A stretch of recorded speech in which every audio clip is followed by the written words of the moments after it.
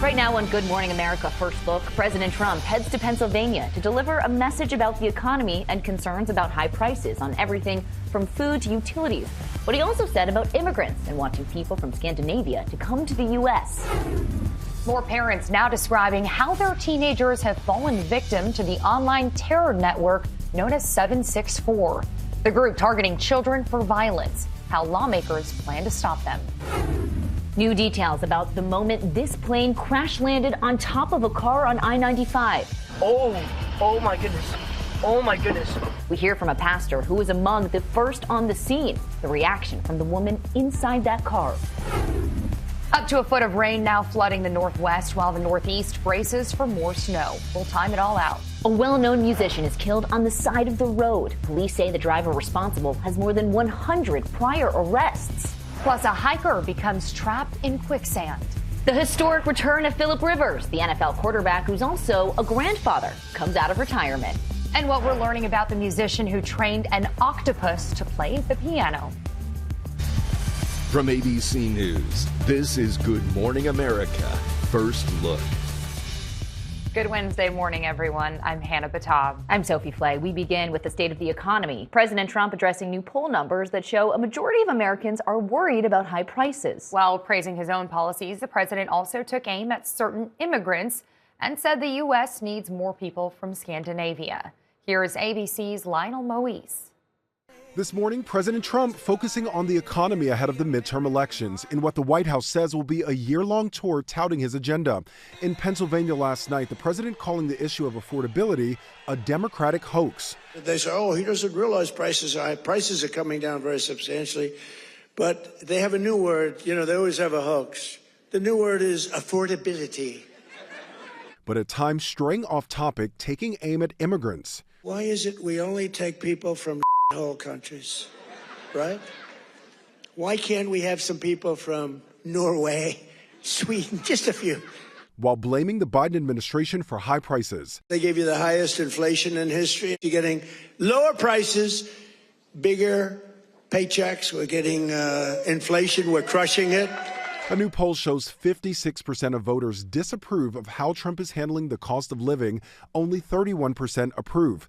Gas prices have fallen, and grocery prices are not rising as quickly as prior years, but some costs are still up significantly in the last year, including products impacted by tariffs, like coffee up 41%.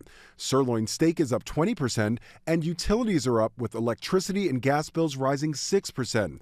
Health insurance premiums are also set to skyrocket for millions of Americans as Obamacare tax credits expire. Democrats want to extend those tax credits. A 3-year extension of the current tax credits. No gimmicks. But Republicans want to put that money into health savings accounts. And it'll get us away from the practice of giving the money all to the insurance companies and put it back in the hands of the patients. A vote is expected tomorrow, but neither proposal is expected to win enough support to pass. And while Wall Street is booming, layoffs are on the rise.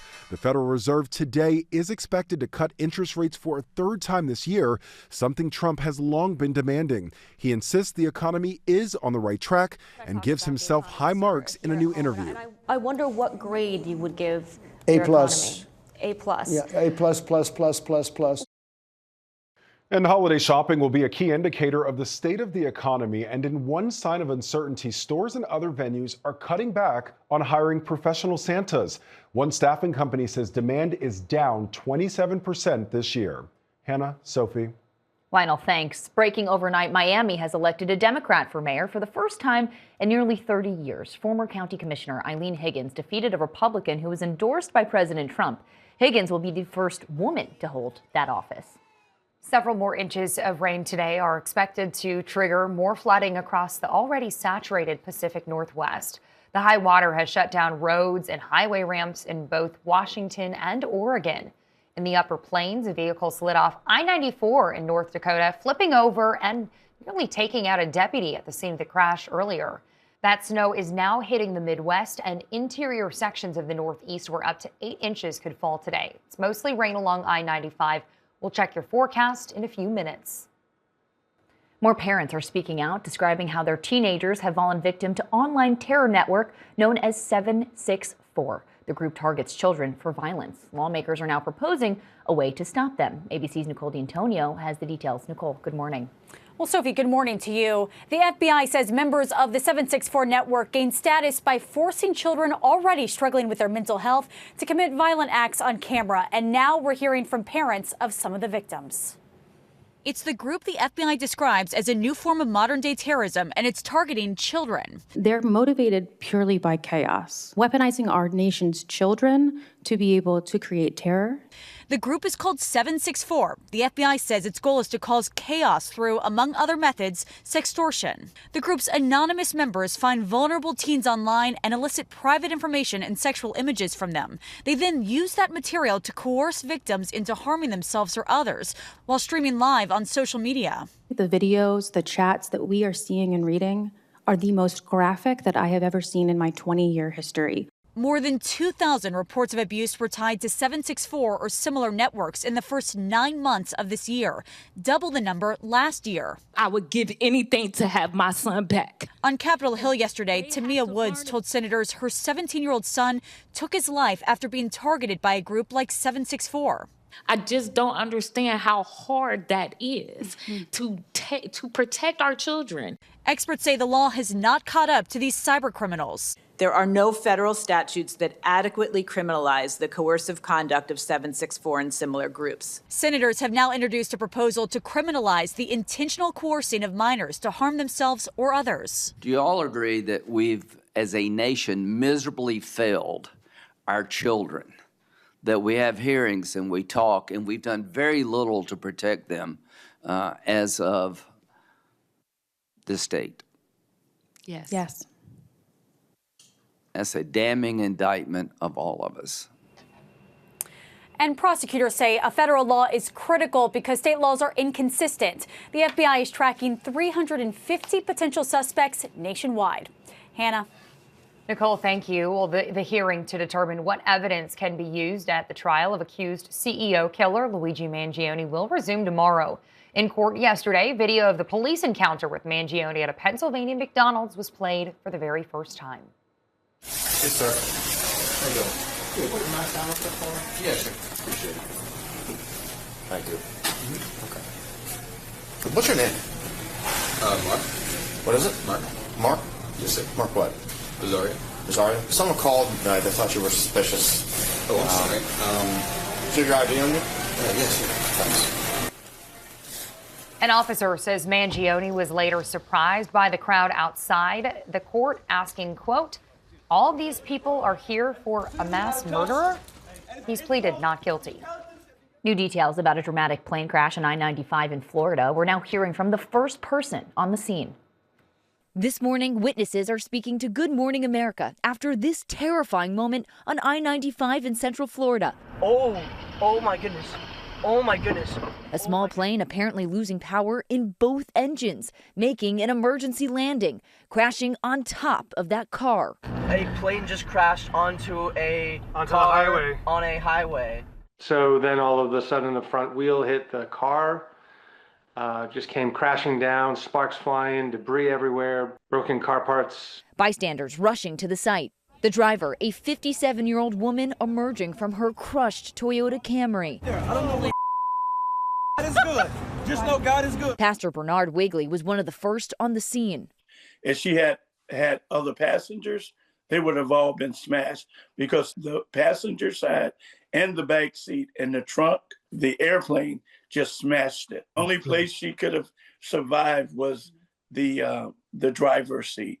The woman was treated for minor injuries. The pilot and passenger on the plane were not injured. The FAA says the plane had been in the air for more than 1 hour for an instructional flight when it suffered that engine issue. And later on Good Morning America, a nurse who responded to the crash explains why the driver thought it was a truck, not a plane, that hit her car. A daytime art heist in Brazil seems as brazen as the recent theft at the Louvre. Video shows two suspects carrying works by Matisse down a street in Sao Paulo. At one point, the frames are left on the ground before then being moved again. They got away with 13 pieces in all. Time now for your Wednesday weather. Good morning. We're watching the atmospheric river slamming into Washington during the day today. Could be upwards of 6 to 12 inches of rain through today and tomorrow, especially in the higher elevations of northwestern Washington. We have flood watches in effect from Portland to Seattle. 4 rivers in major flood stage right now in Washington, with 11 more expected to get up to that level during the next couple of days. Meanwhile, Midwest, Northeast, we're looking at some snowfall moving from the Great Lakes into the interior Northeast during the day today. This will come in as mainly rainfall along the I-95 corridor. Meteorologist Jeff Smith, ABC News. Coming up, the investigation into different grocery prices being charged to different customers at the same store. Also ahead, kids under 16 are now banned from social media in Australia, how the law is being enforced. And later, a wild sight, a car speeding down this airport taxiway. The FBI has released new images of a former Olympic athlete accused of being an international drug lord. Former Canadian snowboarder Ryan Wedding is reportedly hiding in Mexico. The FBI is now offering a $15 million reward for information leading to his arrest. Some shoppers are paying more than others for the same product at the same grocery store. That's according to a new investigation of the delivery service Instacart. Consumer Reports says Instacart is using artificial intelligence to charge some customers as much as 23% more for the same item. It found products like deli turkey had up to 5 price points. Instacart says the experimental pricing helps retailers adapt and keep items affordable. We turn now to an experiment being watched around the world. Kids under 16 banned from social media.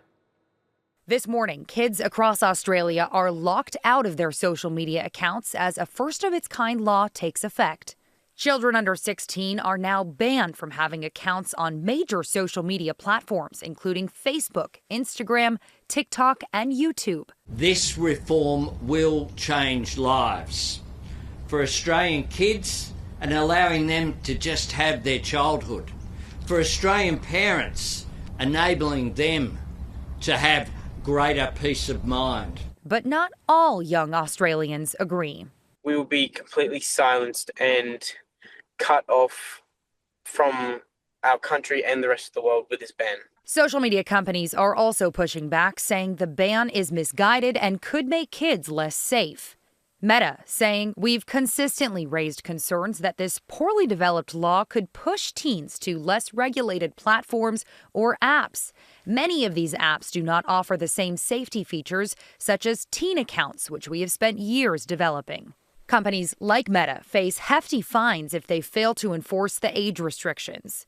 Australia's government says the ban will protect young people's mental health, citing research linking heavy social media use to bullying and body image issues. Some experts say the law will shield kids from these harms and force platforms to adopt stronger protections. Others insist a blanket ban is not the solution. You're removing them from the digital information era. You're removing them from the idea of being from political speech. You're removing them from access to information that could be supplemental to what they're learning in education.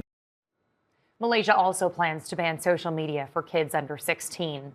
Coming up, a hiker trapped in quicksand. Also ahead, the historic return of Philip Rivers, the NFL quarterback who's also a grandfather.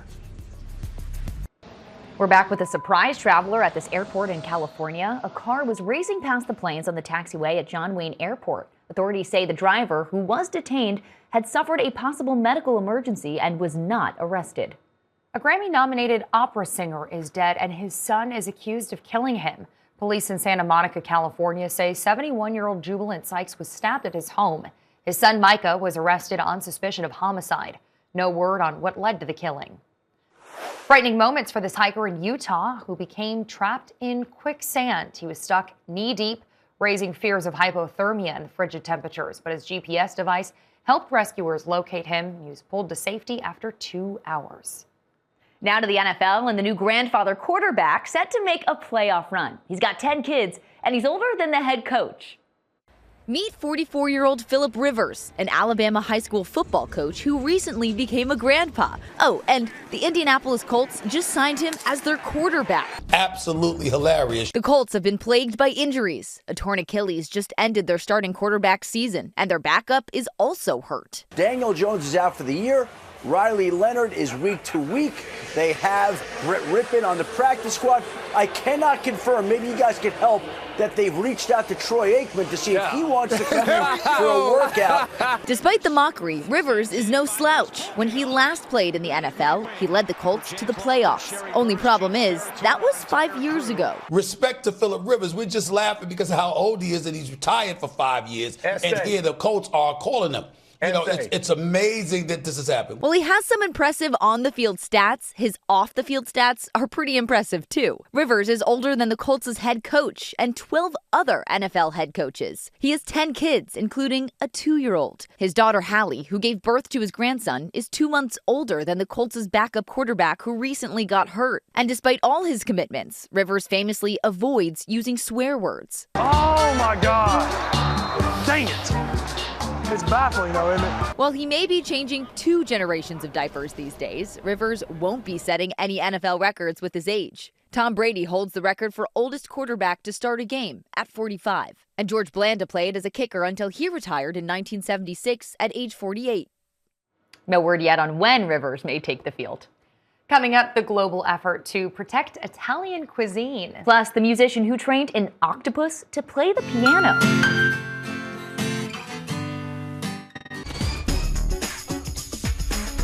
Time to check the pulse. We begin with a piano-playing octopus. He's no Billy Joel on the keyboard, but he's at least trying. Takeo the octopus was taught to play by a YouTube creator in Sweden who tells the Washington Post it took several months of hard work. He created a special keyboard for Takeo and a device that lowered food for him the more notes he played. Experts say Takeo is probably motivated more by food than wanting to make music. I don't think I've ever related to an octopus more in my life. Yeah, right? Next, one dog's long, strange trip. Yeah, so Choco disappeared from his owner's home in Northern California back in 2021, and he was recently found halfway across the country at a shelter in Michigan. He was reunited with his family thanks to his microchip. Thankfully, the owner kept their information up to date during the last 4 years.